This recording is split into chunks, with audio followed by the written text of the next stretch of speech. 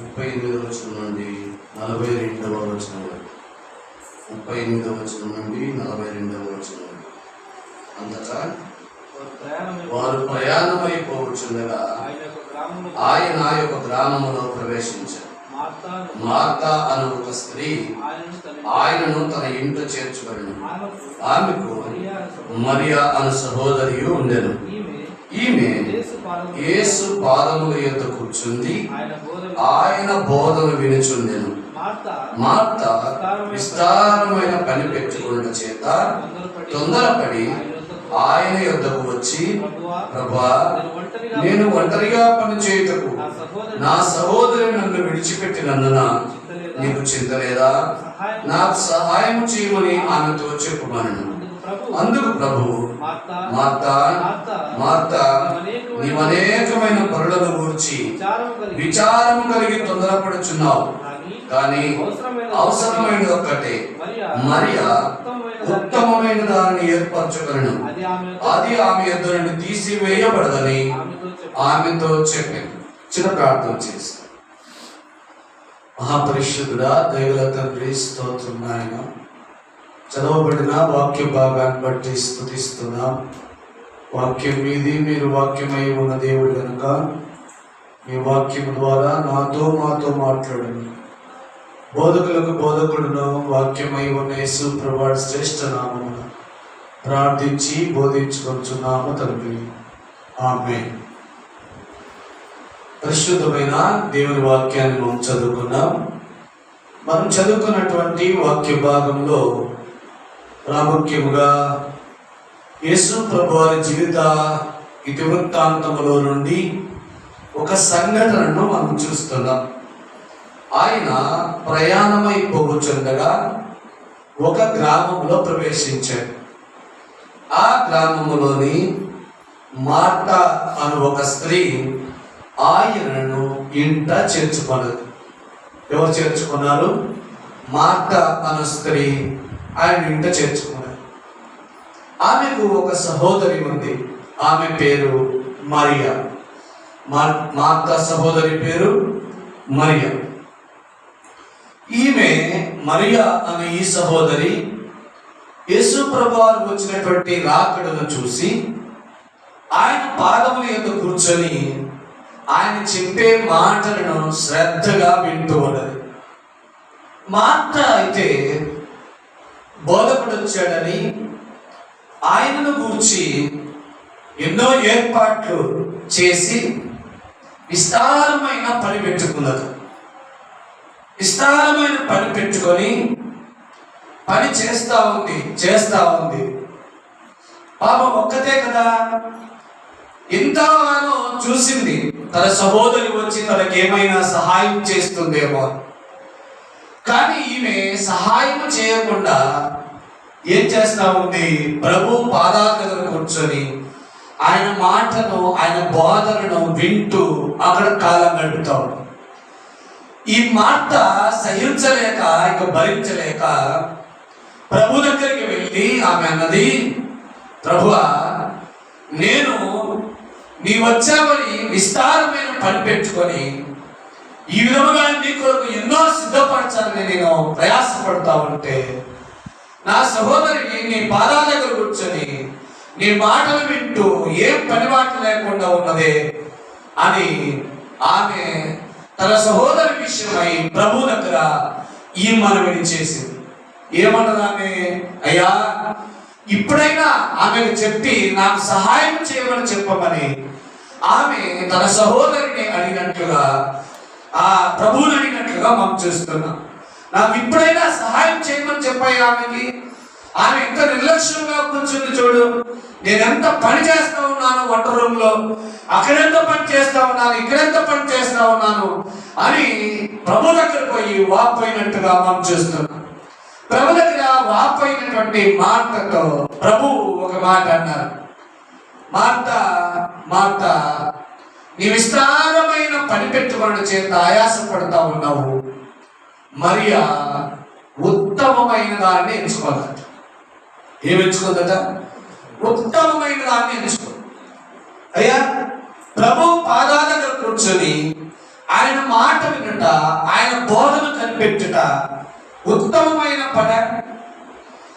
లోకస్తులకు ఈ రుచి ఎరుగని వారికి, దేవుని వాక్యము శక్తి ఎరుగని వారికి, దేవుని వాక్యము విలువ తెలియని వారికి ఇది చాలా అసహ్యకరముగా, హాస్యాస్పదంగా ఉండొచ్చు. కానీ దేవుని వాక్యపు విలువ, దేవుని వాక్యపు సారముని విన్న వారికి ఇది చాలా శక్తివంతమైనది. అందుచేతనే ప్రభు అన్నారు, నీవు విస్తారమైన పని పెట్టుకొని చేర్చే ఆయాసపడుతున్నావమ్మా, మరియా ఉత్తమమైన దాన్ని ఎంచుకున్నది, అది ఆమె యుద్ధ నుండి తీసివేయబడదు అని ప్రభు అన్నారు. ఏది ఉత్తమమైనది? పని మాటలు లేకుండా, ఆ పని మాటలు చేయకుండా, ఆ యొక్క ఏ పని చేయకుండా ఊరికే కూర్చొని దేవుని వాక్యం వినట ఉత్తమమైన పని కాదు.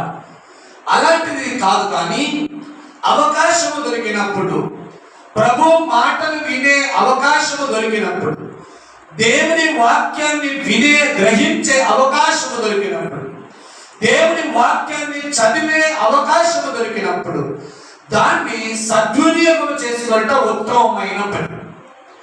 అనేకులు నేటి దినాల్లో దేవుని సంఘంలో కానీ అనేక సభల్లో కానీ జరుగుతున్నది ఏంటయ్యా అంటే, దేవుని వాక్యానికి సమయం తక్కువ ఉంది, మిగతా అనేక కార్యక్రమాలకు సమయం ఎక్కువగా ఉంది. కానీ ఉత్తమమైనది దేవుని వాక్యమే. దేవుని సంఘములో కానీ సభల్లో కానీ ఎన్ని చేసినా కూడా భక్తులకు, దేవుని పిల్లలకు శ్రేష్టమైనది ఏదయ్యా అంటే దేవుని వాక్యం మాత్రమే. ఇది మాత్రమే ప్రతి మనిషి జీవితంలో వారి విశ్వాసాన్ని పెంపొందింప చేస్తుంది, వారి విశ్వాసాన్ని అధికం చేస్తుంది, వారి ఆత్మీయ జీవితాన్ని బలోపేతం చేస్తుంది, వారి ఆత్మీయ జీవితాన్ని శక్తివంతంగా మారుస్తుంది.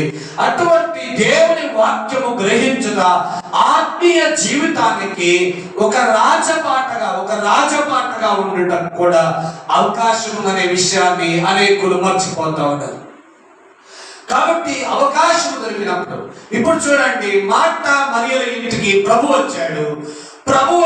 ఆయన మాట్లాడుతూ ఉన్నాడు, బోధిస్తూ ఉన్నాడు, దేవుని రాజ్యాన్ని గురించి విశదీకరిస్తూ ఉన్నాడు, దేవుని వాక్యాన్ని గురించి తన శిష్యులు దాకా చేరవచ్చిన ప్రజలందరితో మాట్లాడుతూ ఉన్నాడు. ప్రభు వచ్చినటువంటి అవకాశాన్ని మార్తా సద్వినియోగం చేసుకోలేదు, కానీ మరియా సద్వినియోగపరచుకుంటావు. అందుకే ప్రభు అన్నాడు, మరియా ఉత్తమమైన దాన్ని ఎంచుకుంది.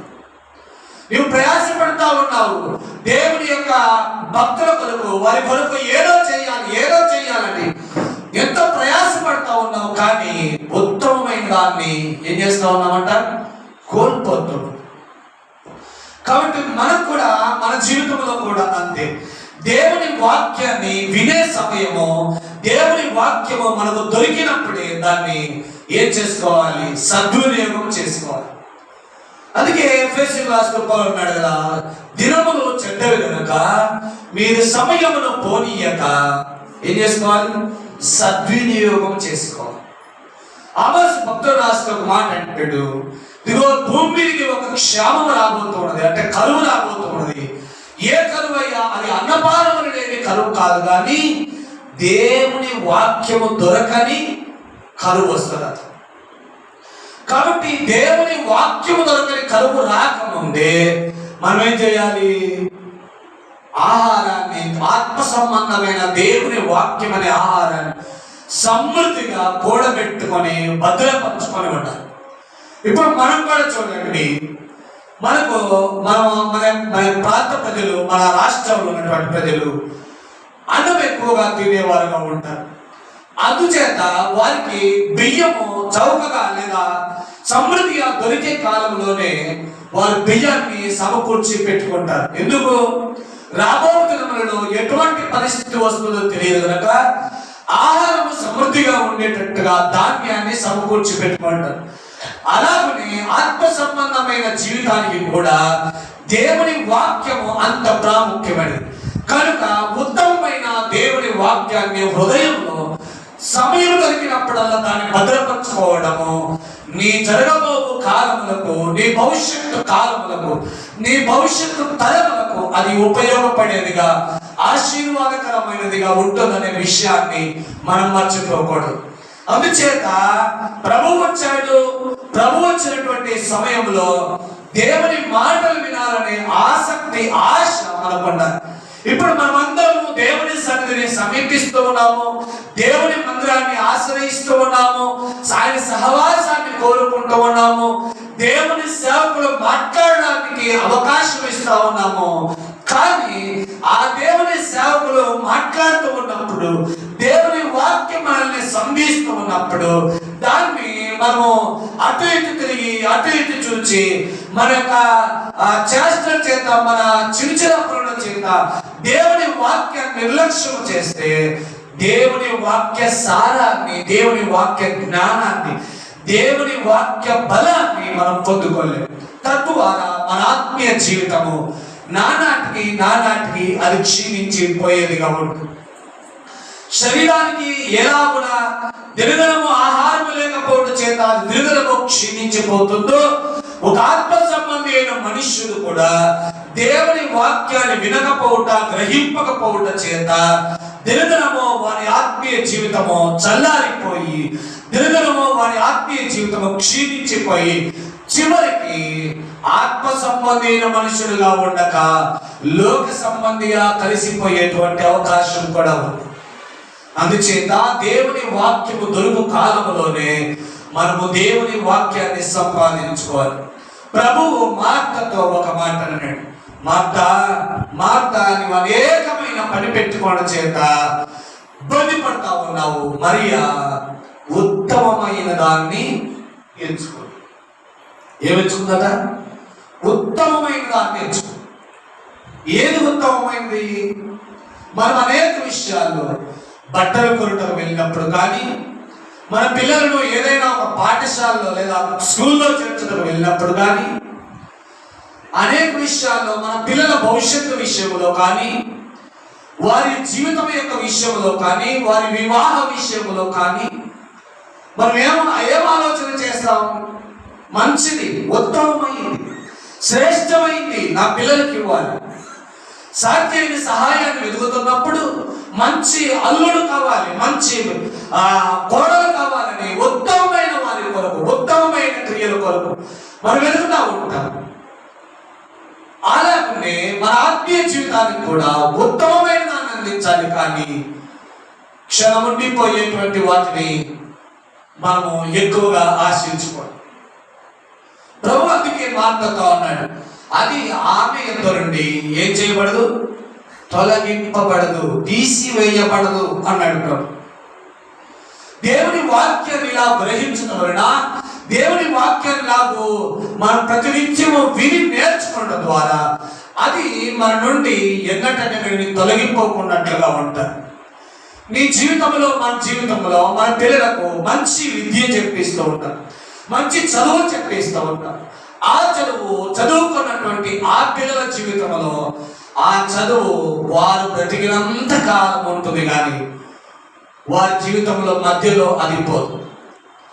లేదు, మనం మంచి బట్టలు ఇచ్చాము, మంచి వస్తువులు కొనిచ్చాము, ఇవన్నీ ఒక దినమున వారి జీవితంలో తొలగిపోవచ్చు, ఒక దినమున అవన్నీ గతించిపోవచ్చు. కానీ నీవు అందించిన చదువు అనే జ్ఞానము వారి జీవితాల్లో ఎప్పటికీ తొలగిపోదు. అలాగనే ఆత్మ సంబంధి అయిన మనుష్యునికి కూడా అది ఎప్పటికీ తొలగిపోకున్నట్టుగా దేవుని వాక్యం దొరుకు సమయంలోనే దాన్ని సద్వినియోగపరచుకోవాలి, దాన్ని భద్రపరచుకోవాలి, దాన్ని సిద్ధపరచుకోవాలి. అందుకే దేవుని వాక్యం వినుట ఉత్తమమైనది అని మార్తతో ప్రభు అంటున్నాడు. కాబట్టి దేవుని పిల్లలకు మొట్టమొదటిగా దేవుని వాక్యం వినుట ఉత్తమమైన పని.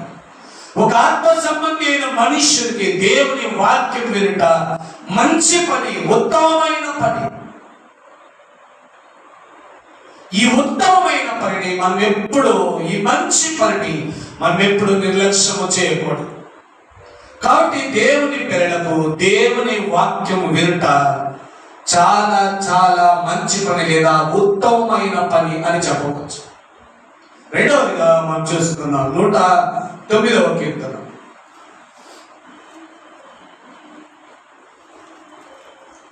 109వ కీర్తన 21వ వచనం. యెహోవా ప్రభువా, నీ నామమును బట్టి నాకు సహాయం చేయము. నీ కృప ఉత్తమమైనది కనుక నన్ను. ఏది ఉత్తమమైనదట? నీ కృప ఉత్తమమైనది. దేవుని కృప ఉత్తమమైనది. మనం అనేకసార్లు అనుకుంటుంటాము, మన స్వశక్తి చేత రక్షింపబడ్డాము, మన స్వశక్తి చేత ఈ కార్యములన్నింటినీ సాధించగలిగాము అని మనం అనేకసార్లు అనుకుంటుంటాం. అందుకే మన స్వశక్తి చేత, మన సొంత బలము చేత ఏది సాధ్యపడదు. 124 కీర్తనలో ప్రభు అంటాడు, చూడండి, భక్తుడు రాస్తున్న 124 కీర్తన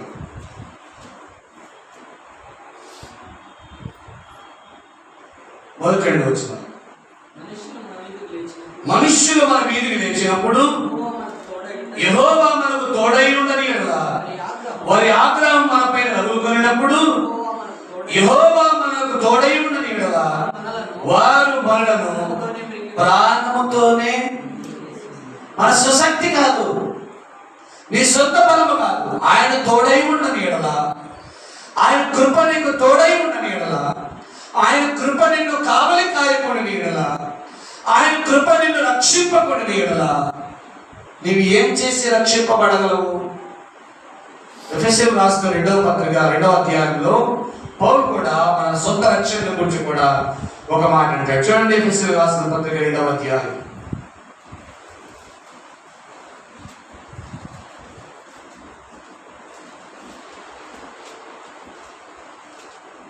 7-8 వచనాలు. క్రీస్తు యేసునందు మనల్ని ఆయనతో కూడా లేపి పరలోకమందున్న ఆయనతో కూడా కూర్చుండబెట్టారు. మీరు విశ్వాసము ద్వారా కృప చేతనే రక్షింపబడి ఉన్నారు. ఇది మీ వలన. మనం అనుకుంటున్నాము మనం అర్పించే కానుకల వలన, మనం చేసే భక్తి వలన, మనం చేసే క్రియల వలన మనం రక్షింపబడుతున్నామని కాదు. ఇది నీ సొంత క్రియల వల్లనేది కాదు. దేవుని కృప నిన్ను రక్షించి, దేవుని కృప నిన్ను విమోచించి, దేవుని కృప ఈ దినాన్ని నీకు అవకాశంగా ఇచ్చి, దేవుని కృప ఈ నెలలో నీకు బహుమానముగా ఇచ్చి, దేవుని కృప మహదైశ్వర్యము ఈ సంవత్సరము నీకు బహుమానముగా ఇవ్వగలిగి. కనుకనే దేవుని కృపను జ్ఞాపకం చేసుకోవాలి, ఆయన కృపను వెదకాలి, ఆయన కృప కొరకు కనిపెట్టుకొని ఉండాలి.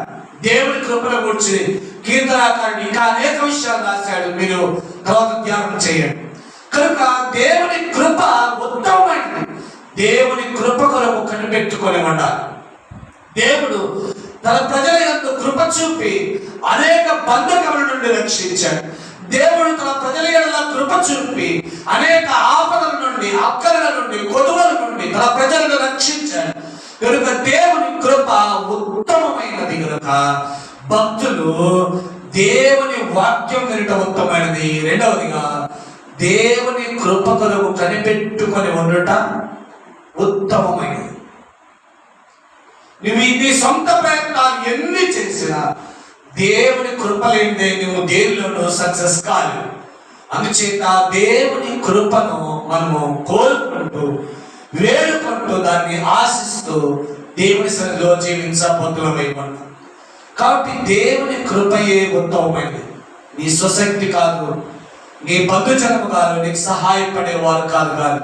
వారందరూ నీకు అలాగూ సహాయపడటము, నీకు అలాగూ నీ ఎడల మేలు చూపటము దేవుని కృపయే అనేది చాలా మంది మర్చిపోకూడదు. దేవుని కృప ఉత్తమమైనది. మన ఆత్మీయ జీవితాలకు బలమైన ఆత్మగా దేవుని వాక్యం ఉత్తమమైనది. నీ ఆత్మీయ జీవితాన్ని నీవు జీవితాంతము కొనసాగింప చేయుటకు దేవుని కృప చాలా ఉత్తమమైనది, మంచిది. ఆ కృప కొరకు నీవు నేను కనిపెట్టుకొని ఉంటాను. అపోస్తలుడైన పౌలు రాసిన 12వ అధ్యాయం అనుకుంటారు, అపోస్తలుల 12వ అధ్యాయం అనుకుంటా, అపోస్తలుడైన పౌలు రాసినట్టు, దేవా నీ కృప నాకు చాలును, నీ కృప నాకు చాలును అని ప్రభు కూడా అనేక మంది భక్తులకు అంటాడు, నా కృప నీకు చాలు. ఆయన కృప ఉంటే చాలు. ఆయన కనికరములు, ఆయన దయాదాక్షిణ్యములు మనతో కూడా ఉంటే చాలు. లోకంలో ఏది ఉన్నా లేకపోయినా కూడా ప్రభువు కృపను కనిపెట్టుకుని ఉండేవారముగా దేవుని భక్తులు ఉండవలసిన వారై ఉన్నారు. కాబట్టి దేవుని భక్తులకు ఉత్తమమైనది దేవుని వాక్యం వినట. రెండవది, దేవుని భక్తులకు ఉత్తమమైనది ఆయన కృపను కనిపెట్టుకొని ఉండట, ఆయన కృప కొరకు ఎదురు చూచుతారు. మూడవ ప్రాముఖ్యమైన విషయాన్ని చెప్పి నేను ముగించడం ప్రయత్నం చేస్తాను. రోమిలకు రాసిన పత్రిక 12వ అధ్యాయం.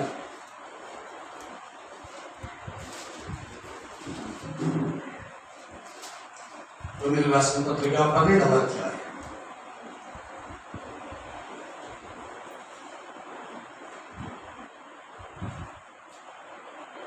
2వ వచనం.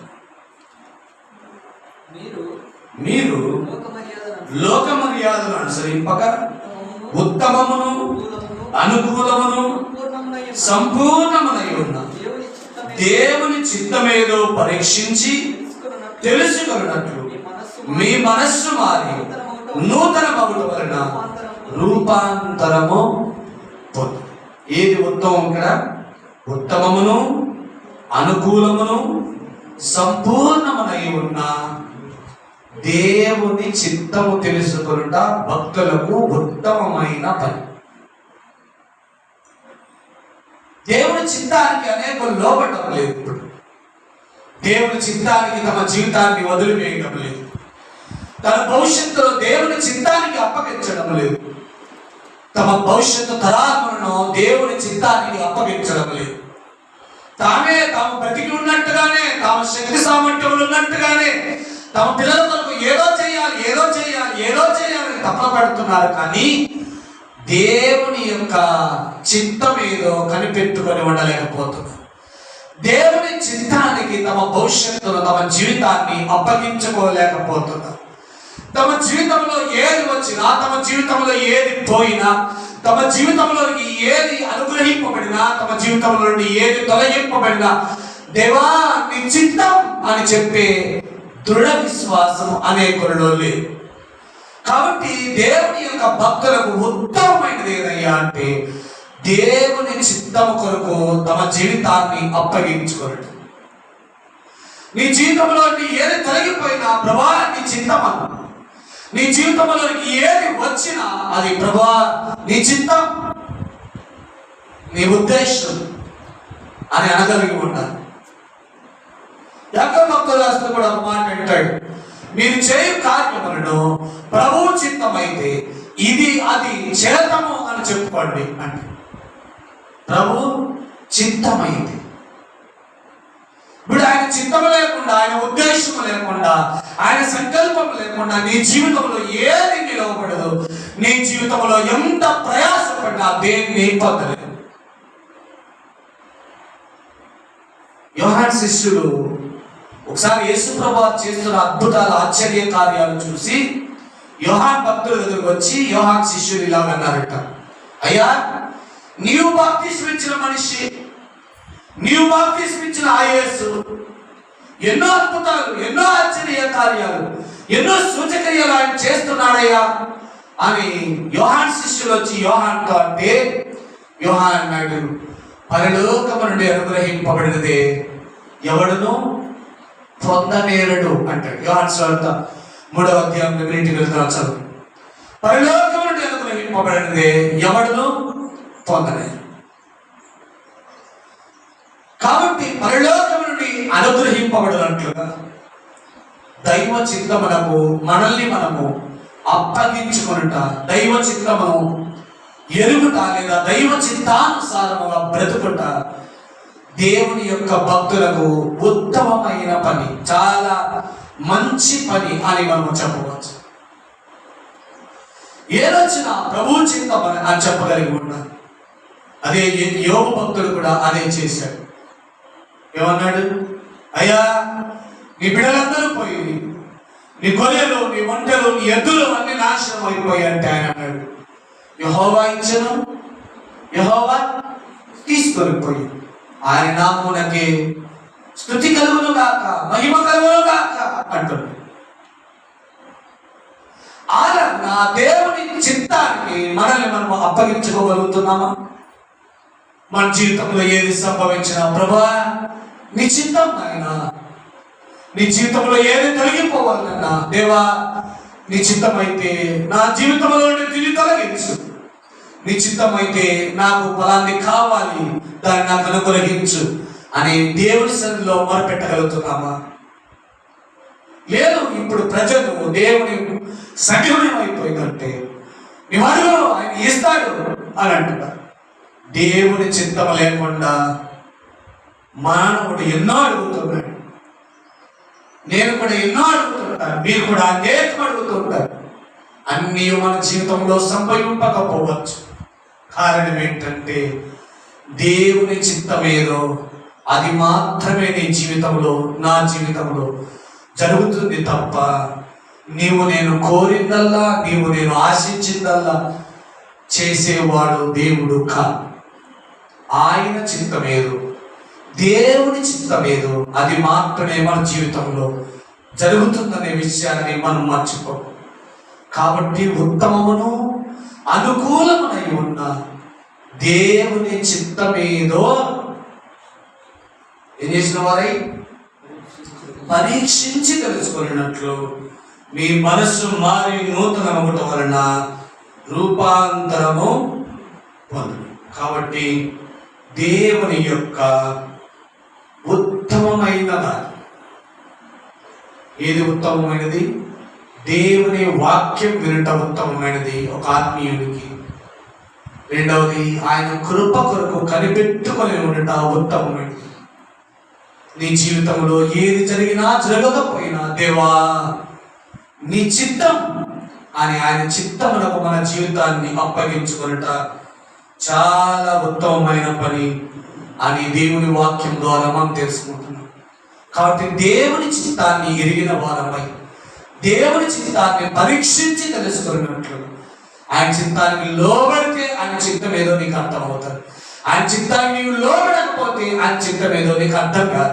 ఆయన చిత్తానికి విధేయత చూపితే ఆయన చిత్తం ఏదో, ఆయన ఉద్దేశం ఏంటో నీ పట్ల నీకు అర్థమవుతుంది. ఆయన చిత్తమునకు, ఆయన ఉద్దేశానికి నీవు విధేయత చూపకపోతే ఆయన చిత్తాన్ని, ఆయన ఉద్దేశాన్ని నీవు గ్రహింపలేవు, ఎప్పటికీ గ్రహింపలేవు అనే సంగతిని మనం మర్చిపోకూడదని దేవుని వాక్యం ద్వారా తెలుసుకుంటున్నాం. ఆఖరిగా ఇదొక మాట చూడండి, నేను ముగించేస్తున్నాను. ద్వితీయోపదేశకాండం 6వ అధ్యాయం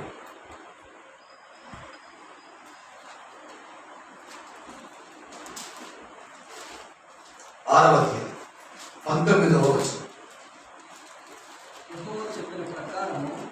యెహోవా చెప్పిన ప్రకారము మీ పితరులతో ప్రమాణము చేసిన ఈ మంచి దేశంలో నీవు ప్రవేశించి దాన్ని స్వాధీనపరచుకున్నట్లు నీవు యెహోవా దృష్టికి యథార్థమైనదియు ఉత్తమమైనదియు ఏం చేయాలట?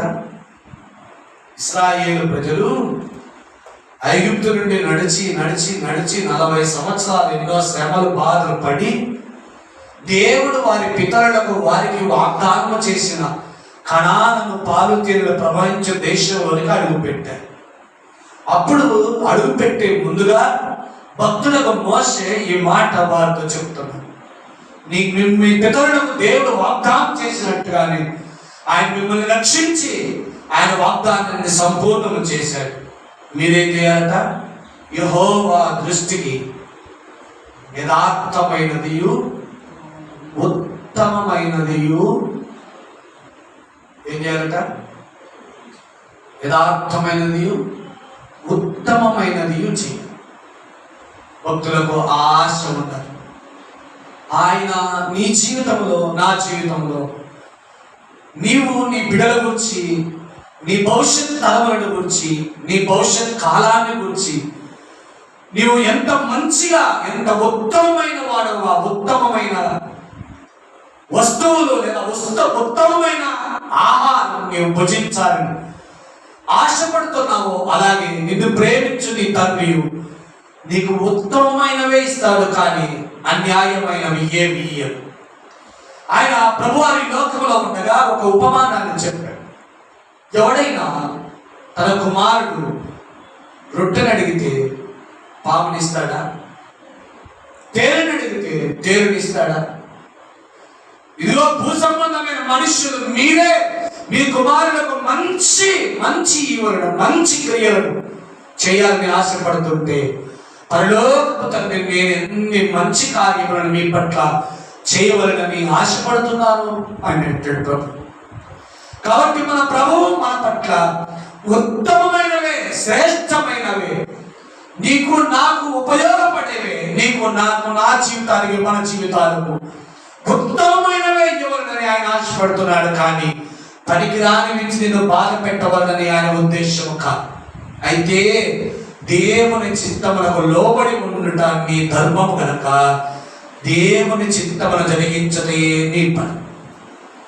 అందుకే ఇశ్రాయేలుతో భక్తుడు మోషే అంటున్నాడు, ఆయన వాగ్దానం చేసినట్టుగా మిమ్మల్ని రక్షించి ఈ దేశంలో ప్రవేశపెట్టాడు, ఈ దేశాన్ని మీకు ఇచ్చాడని ఈ దేశము ఫలములను తిని ఆయన మర్చిపోతారేమో. జాగ్రత్త, యెహోవా దృష్టికి యథార్థమైనది ఉత్తమమైన దానిని నీవు చెయ్యి. ఇప్పుడు మన దృష్టికి, మన ప్రభువు దృష్టికి ఏది ఉత్తమమైనదో దేవుని సేవకునిగా మీ ఎదుట పెట్టాను. ఆ ఉత్తమమైన పనిని జరిగించి, ఆ ఉత్తమమైన దాన్ని మీరు నెరవేర్చి, ఆ ఉత్తమమైన క్రియలను మీ జీవితంలో కలిగి ఉండి దేవుని కృపకు పాత్రలు కావాలని దేవుని సేవకునిగా నేను కోరుకుంటున్నాను. దేవుని కొద్ది మాటలు మన నిమిత్తమై దీవించునుగాక.